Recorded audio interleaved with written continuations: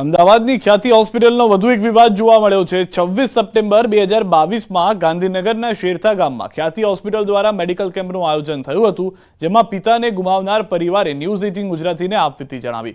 2022માં ખ્યાતિ હોસ્પિટલે કરેલા કેમ્પમાં 17 લોકોને ઓપરેશન માટે સલાહ આપવામાં આવી। આયુષ્માન કાર્ડ અંતર્ગત જેમના કાર્ડ વેલિડ થયા એટલા દર્દીઓને લઈ જવાયા હોવાનો પરિવારે આક્ષેપ કર્યો। જતીન પટેલના પિતા કનુભાઈ પટેલનું 28 તારીખે ઓપરેશન કરવામાં આવ્યું અને માત્ર 3 દિવસમાં તેના પિતાનું મૃત્યુ થયું। પરિવારજોને કહ્યું કે ઓપરેશન સક્સેસ નહોતું ગયું, છતાં હોસ્પિટલ સત્તાવાળાઓએ સ્વીકાર્યું નહીં। પિતાના મોત પાછળ ખ્યાતિ હોસ્પિટલની બેદરકારી જવાબદાર હોવાનું પરિવારજનોએ જણાવ્યું। 26 સપ્ટેમ્બર 2022 અમદાવાદમાં રહેતો પટેલ પરિવાર આ વાતને, આ તારીખને ક્યારે નહીં ભૂલી શકે। આ વાત જોડાયેલી છે ખ્યાતિ હોસ્પિટલ સાથે। વર્ષ 2022માં કનુભાઈ પટેલ એક એવા વ્યક્તિ છે કે જેમણે ખ્યાતિ હોસ્પિટલમાં ઓપરેશન કરાવ્યું અને આ ઓપરેશનનું પરિણામ શું આવ્યું, તેમના પુત્ર છે મારી સાથે જતીનભાઈ પટેલ, તેમની સાથે વાત કરીશું। જતીનભાઈ, આખી કહાની 2022થી શરૂઆત થઈ છે, એમાં પણ નામ ખ્યાતિ હોસ્પિટલનું, આખી વાત કહેશો।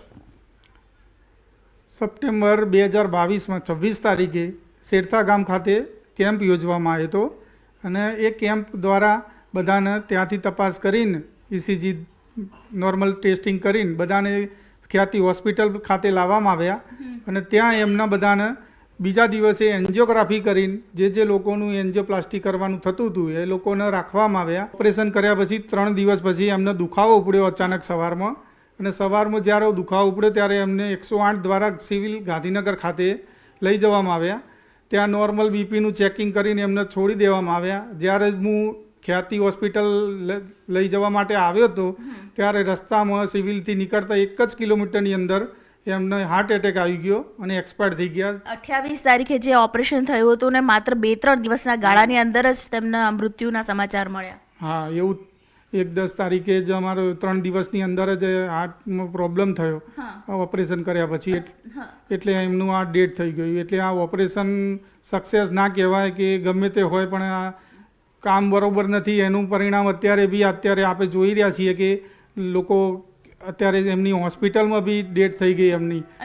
એટલે આ બહુ ખોટું ચાલી રહ્યું છે। હોસ્પિટલની બેદરકારી નહીં, હોસ્પિટલ ખાલી એમનો પૈસા ભેગા કરવાનો આયુષ્યમાન કાર્ડમાંથી આ એક બિઝનેસ ચાલતો હોય એવી રીતે લોકોને લાવવાના અને આવી રીતે બધાને એન્જિયોપ્લાસ્ટી કરીને યમરાજની જેમ કામ કરવાનું કે ભાઈ લોકોનું જે થવું હોય થાય, આપણે પૈસા કમાવાના આયુષ્યમાન કાર્ડમાંથી। સરકારે આપણને ફેસિલિટી આપી છે તો એ લોકો માટે નહીં, પણ આપણે એને કેવી રીતે ઉપયોગ કરવો ફેસિલિટીનો, એવી રીતે અમને આ ધંધો એક ચાલુ કર્યો છે। અચ્છા જતીનભાઈ, તમારો કેસ પણ ખાસ કરીને તમારા પિતાશ્રીનો, એમાં પણ આયુષ્યમાન કાર્ડનો વપરાશ થયો હતો? હા, આયુષ્યમાન કાર્ડમાં જ એમને કરવામાં આવ્યું હતું। બધા લોકોનું કામ ભાઈ આયુષ્યમાન કાર્ડમાં જ થયું હતું।